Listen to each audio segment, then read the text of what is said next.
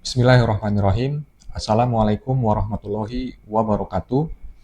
Tabi pun, perkenalkan, nama saya Rio Aryestia Pradipta, dosen Fakultas Teknik, jurusan Teknik Elektro, Program Studi S1 Teknik Informatika Universitas Lampung. Pada kesempatan kali ini, saya akan menyampaikan pernyataan diri dosen untuk unjuk kerja Tridharma Perguruan Tinggi atau PDD UKT-PT yang dibuat dalam rangka penilaian sertifikasi dosen tahun 2025. Penyampaian akan saya bagi menjadi 3 bagian. Yang pertama, saya akan menjelaskan mata kuliah yang saya ampu. Yang kedua, penjelasan RPS dengan aspek DIA. Dan yang terakhir adalah video saat saya melakukan pengajaran di kelas. Yang pertama, saya akan menjelaskan secara singkat mata kuliah yang saya ampu, yaitu mata kuliah Deep Learning. Mata kuliah Deep Learning adalah salah satu mata kuliah wajib pada konsentrasi sistem cerdas. Mata kuliah ini memiliki bobot sebanyak 2 SKS dan dilaksanakan pada semester 6. Mata kuliah ini membahas tentang teori dan teknik dasar yang biasanya digunakan pada metode deep learning, yang kemudian dapat diimplementasikan dalam penyelesaian permasalahan nyata. Mahasiswa akan dikenalkan dengan arsitektur neural network maupun jaringan syaraf tiruan yang umum digunakan dalam penerapan model deep learning pada berbagai jenis aplikasi, serta memahami model yang digunakan dalam melakukan evaluasi model yang dibuat. Aktivitas perkuliahan pada mata kuliah ini akan dilaksanakan dengan menerapkan metode pembelajaran aktif, yaitu dengan menggunakan contextual learning dan juga project-based learning. Setelah mendapatkan mata kuliah ini, mahasiswa diharapkan dapat menerapkan teori dan teknik deep learning dengan tepat, serta dapat mengembangkan model dan mengimplementasikannya pada permasalahan yang nyata. Saya akan menjelaskan tentang aspek DIA yang digunakan dalam pelaksanaan perkuliahan pada mata kuliah Deep Learning. Yang pertama adalah aspek delivery. Pada mata kuliah Deep Learning dikembangkan berdasarkan capaian pembelajaran lulusan yang kemudian diturunkan menjadi capaian pembelajaran mata kuliah. CPL program studi yang dititipkan pada mata kuliah ini ada 2, yaitu CPL 03 dan CPL 08. CPL 03 yaitu memiliki pengetahuan yang memadai terkait cara kerja sistem komputer dan mampu menerapkan atau menggunakan berbagai algoritma atau metode untuk memecahkan permasalahan pada sebuah organisasi. Dan CPL 08 yaitu kemampuan mengimplementasi kebutuhan computing dengan mempertimbangkan berbagai metode algoritma yang sesuai. Dari 2 CPL tersebut akan diturunkan kembali menjadi 5 CPMK yang kemudian akan diterapkan pada mata kuliah Deep Learning. 5 CPMK yang dimaksud adalah CPMK pertama, mengimplementasikan arsitektur jaringan saraf tiruan seperti perceptron, multilayer perceptron, dan convolutional neural network. CPMK kedua, menggunakan teknik pelatihan dan validasi model deep learning seperti optimasi, regularisasi, dan evaluasi performa untuk menyelesaikan permasalahan klasifikasi atau regresi. CPMK ketiga yaitu mengembangkan arsitektur deep learning yang sesuai untuk berbagai jenis data berupa gambar, teks, time series, dan permasalahan yang berbeda seperti deteksi objek, analisis sentimen, dan juga prediksi deret waktu. CPMK keempat membangun proyek deep learning end-to-end dengan rancangan yang mencakup pra-processing data, pemilihan arsitektur model, pelatihan, evaluasi, dan deployment yang sederhana. CPMK kelima mengevaluasi secara kritis performa dan kompleksitas berbagai pendekatan deep learning, sehingga dapat memberikan rekomendasi solusi yang optimal berdasarkan konteks permasalahan dan sumber daya yang tersedia. Dari 5 CPMK ini akan diturunkan menjadi sub CPMK yang kemudian akan disesuaikan menjadi materi-materi yang akan disampaikan di kelas. Referensi yang digunakan pada mata kuliah ini ada 2 jenis, yaitu melalui buku dan juga jurnal penelitian. Ada tiga buku utama yang digunakan menjadi referensi, yaitu yang pertama, Deep Learning oleh Ian Goodfellow dan kawan-kawan. Yang kedua, Dive into Deep Learning oleh Aston Zhang dan kawan-kawan. Yang ketiga, Neural Network and Deep Learning oleh Michael Nielsen. Ketiga buku ini dapat diakses secara terbuka melalui internet. Referensi yang kedua, selain buku, kita juga menggunakan beberapa jurnal maupun proceeding tentang deep learning. Referensi berupa jurnal banyak menggunakan sumber yang diambil melalui Science Direct maupun jurnal nasional terakreditasi SINTA yang dapat diakses melalui portal Garba Rujukan Digital atau yang kita kenal dengan nama Garuda. Aspek Kedua, DIA yaitu interaction. Dalam perkuliahan dilakukan secara sinkronus dan juga asinkronus. Sinkronus yaitu dengan melalui tatap muka secara langsung. Mata kuliah disampaikan dalam bentuk ceramah dan diskusi dan itu terjadi di dalam kelas. Kemudian untuk aspek asinkronus dilaksanakan dengan menggunakan platform Learning Management System Universitas Lampung yang biasa dikenal dengan nama vClass. Melalui vClass, mahasiswa dapat mengakses materi secara lengkap, melakukan diskusi melalui forum diskusi, mengumpulkan tugas, ataupun melihat nilai. Sehingga transparansi perkuliahan dapat dilakukan dengan adanya bantuan LMS vClass ini. Pada bagian DIA Assessment, penilaian perkuliahan dibagi menjadi beberapa bagian, yaitu tugas, kuis, UTS, UAS, proyek, dan aktivitas partisipatif. Persentase dari masing-masing bagian penilaian adalah tugas 25%, kuis 10%, UTS 10%, UAS 10%, proyek 40%, dan aktivitas partisipatif 10%. Itu tadi penjelasan aspek DIA pada mata kuliah ini. Selanjutnya, silahkan menyaksikan video pembelajaran saya pada mata kuliah Deep Learning. Selamat menyaksikan. Bismillahirrahmanirrahim. Assalamualaikum warahmatullahi wabarakatuh. Selamat siang. Ya, alhamdulillah. Baik, alhamdulillahirrahmanirrahim. Hari ini kita bisa melanjutkan perkuliahan kita di mata kuliah Deep Learning ya. Hari ini kita masuk di pekan kedua. Pertemuan pekan lalu kita sudah menjelaskan tentang pendahuluan, kemudian kontrak perkuliahan ya. Di mana di pekan lalu itu kita belajar tentang apa saja dasar-dasar ilmu di bidang Deep Learning. Baik, sebelum kita mulai lebih jauh, kita untuk memulai perkuliahan kita sama-sama kita berdoa menurut agama dan percayaan masing-masing, berdoa dimulai. Ya, amin. Hari ini materi kita adalah tentang arsitektur jaringan saraf tiruan ya. Jadi arsitektur jaringan saraf tiruan ini menjadi dasar dari deep learning. Jadi kalau kita ketahui deep learning itu adalah turunan dari artificial intelligence atau kecerdasan buatan, di mana mata kuliah kecerdasan buatan ini sudah kita pelajari di semester lalu. Kemudian ada juga mata kuliah lanjutan kecerdasan buatan itu ada mata kuliah machine learning, dan di bawah machine learning atau turunannya ada tentang deep learning. Baik, untuk CPMK akan diambil tentang memahami bagaimana cara kerja jaringan saraf tiruan dan juga pengenalan arsitektur dari deep learning. Kemudian sub CPMK yang akan digunakan tentang neural network atau lapisan pada jaringan saraf tiruan. Nanti ada beberapa lapisan yang akan kita pelajari, yaitu ada 3 lapisan. Kemudian berbagai jenis arsitektur yang dimana arsitektur ini banyak digunakan untuk mengolah data terkait deep learning. Kemudian juga perbandingan arsitektur-arsitektur dan bagaimana caranya kita memilih arsitektur yang tepat. Dan terakhir ada kesimpulan. Pertama tentang neuron dan lapisan jaringan saraf. Nah, mungkin kita selama kita sekolah dulu ya, belajar mata kuliah atau mata pelajaran biologi atau IPA, kita pernah dengar istilah neuron. Ada yang pernah dengar istilah neuron? Ya, neuron. Apa itu neuron kira-kira? Apa? Neuron itu ada di bagian mana sih? Itu adalah salah satu sel ya, sel di otak yang biasanya digunakan untuk apa? Berpikir ya. Oke, nah ini bentuk neuron yang kita kenal atau jaringan saraf yang asli. Secara biologis kita kenal gambar ini ya. Saya gambarkan sedikit.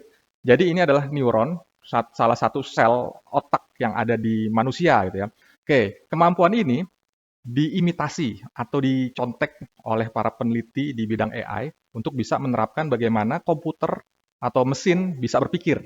Ya. Sehingga diterapkanlah namanya bidang ilmu artificial neural network. Yang namanya artificial neural network. Kita tidak akan banyak belajar di biologisnya, gitu, tapi akan kita banyak pelajari di imitasinya tadi.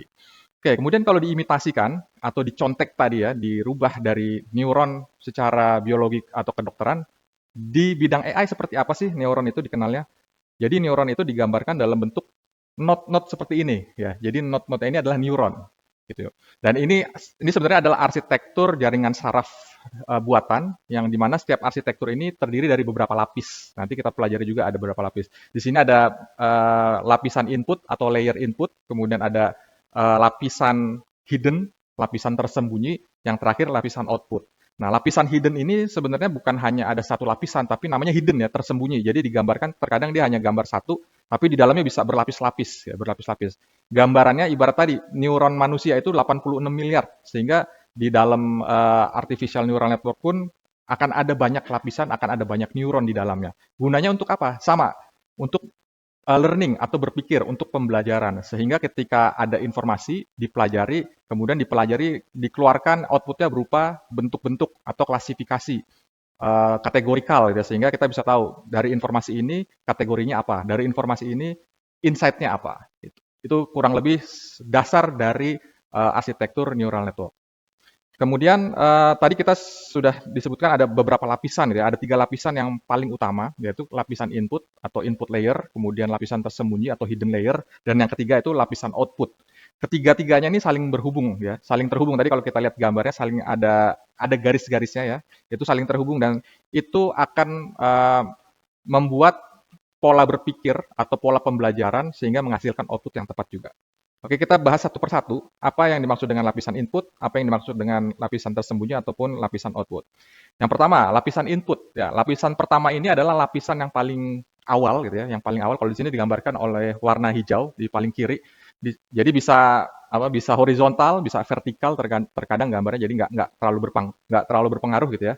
Jadi di neuron pertama ini dia mengatur data apa yang masuk gitu ya, yang akan dipelajari. Jadi neuron ini berapa banyak sih di layer input ini? Bisa satu, bisa banyak. Jadi nggak pasti selalu satu ya, bisa jadi banyak. Artinya kalau kita ada inputan data berupa gambar, misalkan objek di lapangan tuh ada banyak. Misalkan di kelas ini objeknya ada apa aja sih? Ada meja, ada kursi, ada lampu ya, ada mahasiswanya, itu objeknya, itu inputnya. Nah, nanti prosesnya apa? Dia akan melakukan proses, kemudian dia akan outputnya berupa informasi bahwa yang ini adalah meja, yang ini adalah kursi, yang ini adalah mahasiswa. Gitu ya. Jadi input itu bisa banyak. Dia akan mempelajari, dia akan mengenal berdasarkan informasi yang dimasukkan. Itu layer yang pertama, gitu ya. Ini secara sederhana aja. Kemudian yang layer yang kedua adalah lapisan tersembunyi atau hidden layer yang kita ketahui sebenarnya kalau di sini gambaran cuma satu layer ya. Jadi layer itu satu kolom gitu ya. Tapi di dalam layer tersembunyi atau hidden layer ini bisa terdiri dari banyak sekali neuron atau banyak sekali lapisan di dalamnya. Nah, di sini secara sederhana lapisan ini berada di antara input dan output ya. Kemudian memungkinkan model untuk belajar lebih banyak. Artinya semakin banyak lapisan hidden di dalamnya, dia akan pembelajarannya semakin mendalam. Makanya disebutnya deep learning ya, pembelajaran mendalam. Karena dia terdiri dari layer-layer yang kita nggak tahu nih layernya berapa banyak. Kemudian kalau ditanya berapa banyak ya, banyak banget gitu ya, banyak banget. Nanti banyaknya layer itu uh, ditentukan berdasarkan inputnya seperti apa dan kita outputnya mau apa, mau bagaimana. Sehingga nanti layernya akan ditentukan banyak atau sedikitnya. Gitu. Kemudian setiap neuron pasti ada hubungannya dengan setiap lapisan dan neuron itu saling terhubung. Kita bisa lihat di sini titik setiap node ya, node ini saling terhubung satu sama lainnya dan hubungannya ini atau garisnya kita sebut istilahnya weight, beban atau beratnya gitu ya, weight-nya. Dan gunanya weight ini apa? Sebenarnya dia akan berpengaruh terhadap hasil perhitungan. Jadi misalkan ada input ABC gitu ya. Kemudian ABC ini dia akan diolah itu menghasilkan beberapa lapisan. Setiap lapisan akan mempunyai perhitungan yang berbeda, tergantung dari weight-nya juga, gitu ya. Kemudian tergantung dari prosesnya setiap lapisan itu. Sehingga nanti outputnya satu apa berapa kira-kira? Satu atau banyak kira-kira? Bisa satu, bisa banyak gitu ya. Jadi tergantung. Kayak tadi misalkan kita mengenal objek di kelas ini. Nggak mungkin cuma satu kan outputnya. Pasti objeknya ada banyak gitu. Tergantung dia informasinya udah dikasih tahu belum.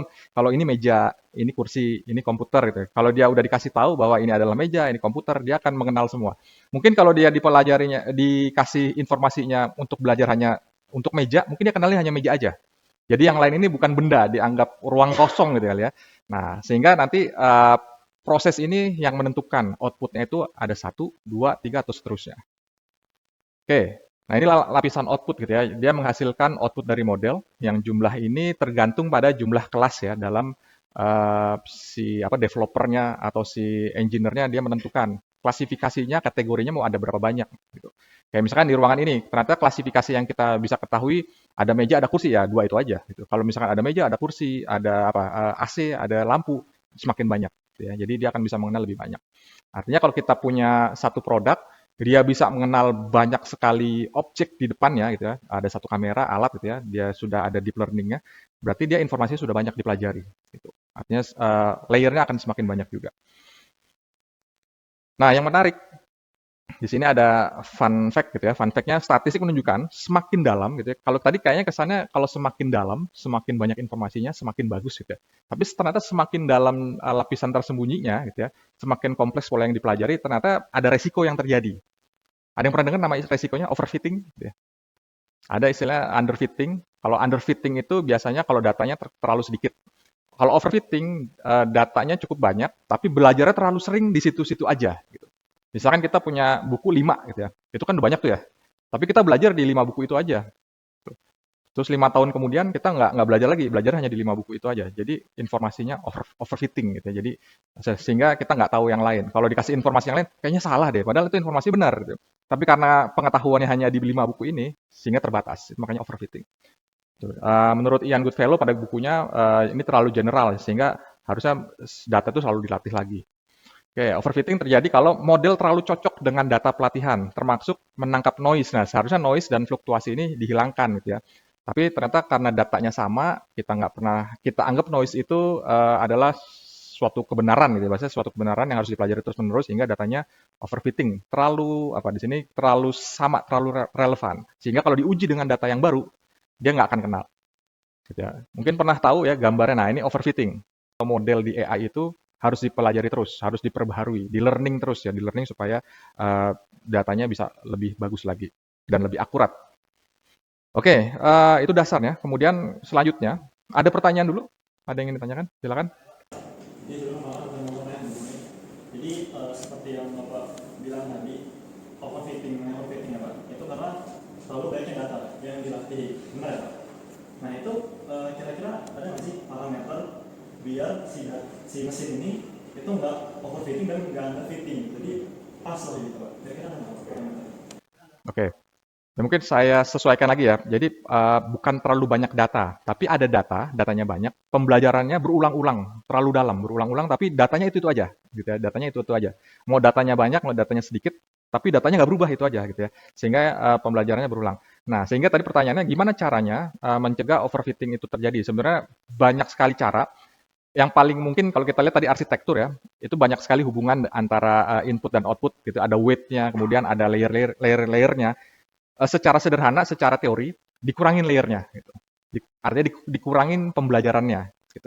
Kalau nggak dikurangin layernya, dikurangin node-nya, node di dalam hidden layernya. Gitu. Atau weight-nya dihilangkan juga. Jadi antara input dan weight ke hidden layernya diputus. Gitu ya. Sehingga pembelajarannya tuh jangan terlalu belajar ke situ terus. Itu kan karena dari input ke hidden layer tuh banyak banget gitu ya. Nah, itu. Jadi dipotong satu layernya. Sehingga tidak terjadi pembelajaran terus-menerus di satu data yang sama, gitu, yang berulang, gitu ya. Oke, ada lagi pertanyaan? Cukup? Ya, kita lanjutkan dulu ya. Oke, yang selanjutnya adalah jenis-jenis arsitektur di jaringan saraf tiruan atau neural network ya. Jadi kalau kita ada istilah neural network itu sama jaringan saraf tiruan atau bahasa Indonesianya JST gitu ya disingkatnya. Nah, di jaringan saraf tiruan ada banyak sekali arsitektur utama. Jadi kalau kita baca literaturnya itu banyak sekali. Kalau ditanya berapa, itu karena AI dan deep learning sedang berkembang, itu kita nggak bisa stop. Di sekarang itu masih berkembang terus. Kalau saya bilang ada 7, tiba-tiba besok ada lagi gitu ya, ada lagi satu lagi, ada lagi yang metode lain gitu. Tapi intinya kita akan pelajari ada 2 metode yang sering dipelajari dan sering dilakukan penelitian secara mendalam. Dari tahun 1990-an sampai hari ini metode ini masih digunakan. Mau metode yang terbaru, mau metode yang lama gitu, yang awal-awal muncul. Oke, ada CNN dan RNN gitu ya. CNN itu kita kenal dengan Convolutional Neural Network dan juga RNN, Recurrent Neural Network. Nah, dua-duanya bisa digunakan dan dua-duanya adalah metode deep learning. Oke, bedanya apa? Ada perbedaan yang sangat mencolok adalah terkait data. Nah, ini terkait data. CNN ini dia efektif untuk pengolahan data berupa image, citra atau gambar. Ya. Sehingga kalau kita mau pengenalan objek, gitu ya, kemudian pengenalan mimik wajah, gitu ya, sedih, marah itu bisa kita gunakan berbasisnya CNN.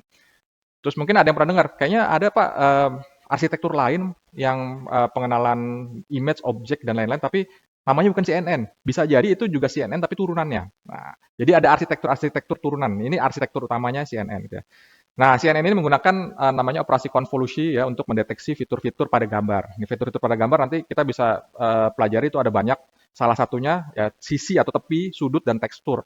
Sebenarnya ada banyak lagi ya. Dan CNN ini bisa memisahkan misalkan sisi dan tepi dalam bentuk layer. Jadi layer gitu ya. Dan per layer ini akan dikenali, dijadikan rumus matematika untuk dia mengukur ini gambar siapa, gambar apa gitu ya. Kemudian objek yang mana sehingga jadi output.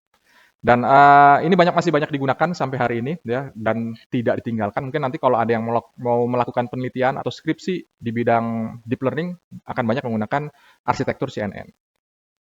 Nah, salah satu arsitektur turunannya ya, arsitektur turunannya ada namanya, mungkin ada yang pernah dengar ImageNet, ada AlexNet, VGG, ResNet, banyak sekali, ada banyak gitu ya turunannya. Dan sampai hari ini masih terus berkembang.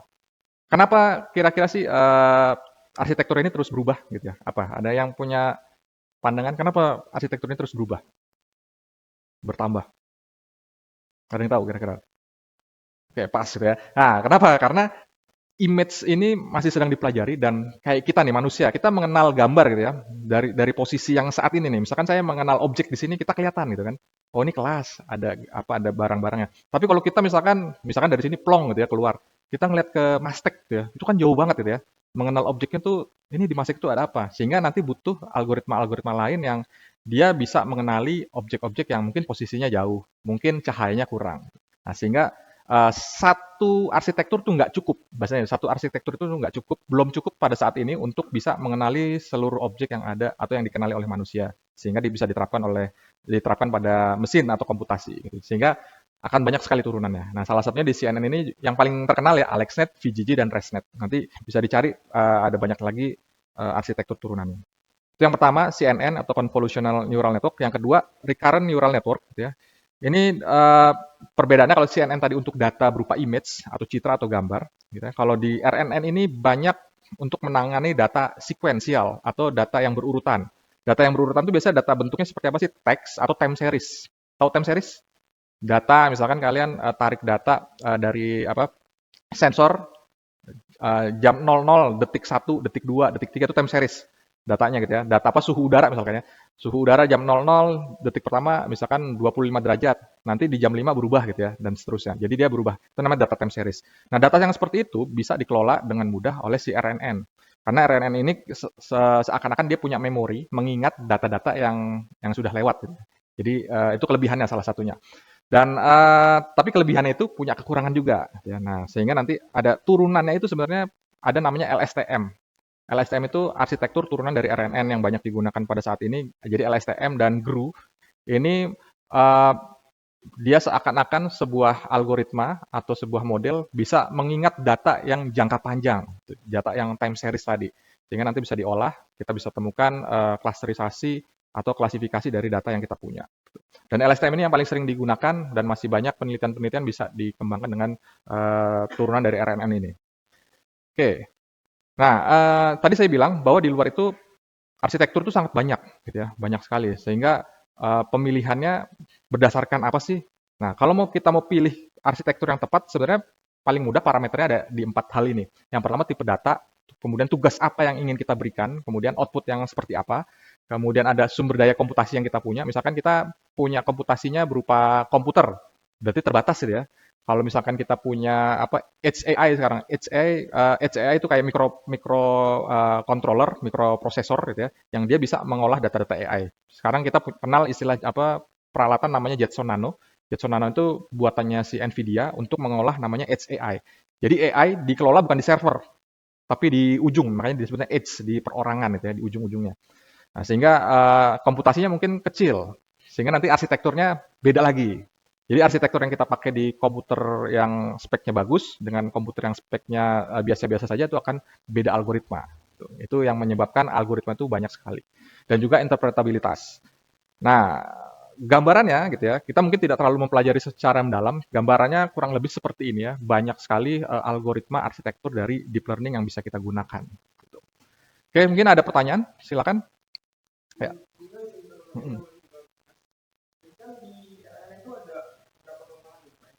Ya. Ya, pastinya algoritma itu punya dua sisi gitu ya. Sisi kelebihan dan kekurangannya gitu ya. Dan di CNN sendiri ya pasti ada. Contohnya dia misalkan sebenarnya CNN itu bisa digunakan untuk mengolah data selain image, sebetulnya bisa. data tekstual, data apa kita nyebutnya data tabular gitu ya. Data tabular, database tahu ya, data tabular ada apa? Ada kolom, ada baris itu data tabular. Dia bisa mengolah. Nah, kekurangannya tapi komputasinya terlalu berat untuk data seperti itu gitu ya. Tapi kalau untuk image dia bisa. Image juga ada dua jenis nih sekarang. Zaman sekarang kalau kita bicara image itu bukan hanya gambar, tapi ada juga gambar yang dia apa bergerak, gitu ya, video. Nah, di CNN dia punya kekurangan juga gitu untuk gambar bergerak. Nanti bisa diatasi dengan turunannya. Kita kenal ada apa namanya arsitektur namanya YOLO. Ada yang pernah kenal YOLO? YOLO 1, 2, 3, 4, 5, sekarang sampai YOLO ke berapa 9 ya. Jadi ada YOLO namanya. YOLO itu adalah algoritma atau arsitektur turunan dari CCNN yang dia digunakan untuk mengenal objek berupa gambar, tapi gambarnya bisa bergerak, gambar bergerak gitu ya. Atau gambarnya real time. Jadi nggak ada database gambarnya, tapi dia mempelajari data yang ada di depannya gitu. Ini bergerak gitu ya, bergerak. Nah, CNN untuk data yang real time dia memiliki kekurangan, gitu, salah satunya. Tapi artinya bukan berarti dia akan ditinggalkan, enggak. Tapi dia untuk satu data, tipe data tertentu dia bagus, untuk tipe data yang lain, atau kasus yang lain dia kurang tepat, gitu. Sehingga kalau kita nanti melakukan penelitian di bidang deep learning, kita banyak perbandingan atau perbandingan akurasi. Oke, ada lagi pertanyaan? Oke, cukup ya, kita next dulu. Baik, sebenarnya materi ini sudah selesai ya. Jadi materinya pengenalan tentang artificial neural network ya, atau neural network atau jaringan saraf tiruan. Secara sederhana dia tampilannya seperti ini, layer-layernya, tapi dia ada namanya hidden layer, dan hidden layer ini jumlahnya bisa banyak sekali. Eh, Bisa dibilang tidak hingga ya, artinya bisa disesuaikan dengan kebutuhan kita. Oke, baik. Untuk materi pekan depan, kita akan ada penjelasan tentang penerapan jaringan saraf tiruan. Kalau kita hari ini tentang dasarnya, apa itu jaringan saraf tiruan, kemudian bentuk arsitekturnya apa saja yang akan digunakan. Pekan depan kita akan belajar tentang penerapan jaringan saraf tiruan sesuai dengan arsitektur tadi, CNN dengan RNN. Baik, saya ada tugas ya, saya ada satu tugas yang nanti bisa dikerjakan. Tugas saya itu membuat esai tentang arsitektur ya, turunan dari mencari arsitektur turunan dari CNN dan RNN, kemudian kita akan bahas di pekan depan. Ya, tugas saya ini sudah saya sampaikan, sudah saya berikan juga di Vklas kita ya, nanti jangan lupa silakan dibuka Vklasnya, di situ sudah saya sertakan fitur pengumpulan ya, dikumpulkan pada pekan depan di sini. Tugas arsitektur jaringan saraf tiruan buat esai tentang arsitektur turunan CNN dan RNN. Ada yang ingin ditanyakan dulu terkait tugas ya? Baik, sebelum saya tutup, mungkin ada beberapa mahasiswa yang bisa memberikan kesimpulan dari materi yang kita sampaikan pada hari ini. Silakan. Ya. Jadi sebelumnya perkenalkan nama saya Muhammad Dumai. Jadi untuk kesimpulan yang mungkin bisa saya simpulkan ya, itu kan kita sama aja kayak belajar dalam tanda kutip neuron di sistem itu kan Pak. Nah di neuron dalam tanda kutip sistem itu ada 3 lapisan, di mana ada lapisan input, terus yang kedua ada lapisan sembunyi atau hidden layer, dan yang ketiga itu lapisan output atau lapisan lainnya. Oke, baik, terima kasih. Ada lagi insight yang berbeda? Mungkin nggak? Silakan. Jadi saya ingin menambahkan dari kesimpulan Ryan tadi. Jadi selain yang dibahas dia tadi, kita tuh ada belajar terkait arsitektur dan juga di sini ada 2 yang kita pelajarin, yaitu arsitektur CNN dan juga RNN. Nah, untuk CNN itu dia fokusnya terhadap image, terus juga untuk yang RNN itu dia terkait dengan teks atau urutan waktu. Oke, baik, terima kasih ya. Jadi alhamdulillah materinya sudah saya sampaikan dan bisa diterima dengan baik ya. Terima kasih yang sudah bisa hadir ya mahasiswa pada hari ini. Saya ucapkan mohon maaf jika ada kekurangan, ada salah kata. Kita ketemu lagi pekan depan. Saya akhiri. Assalamualaikum warahmatullahi wabarakatuh. Waalaikumsalam warahmatullahi wabarakatuh.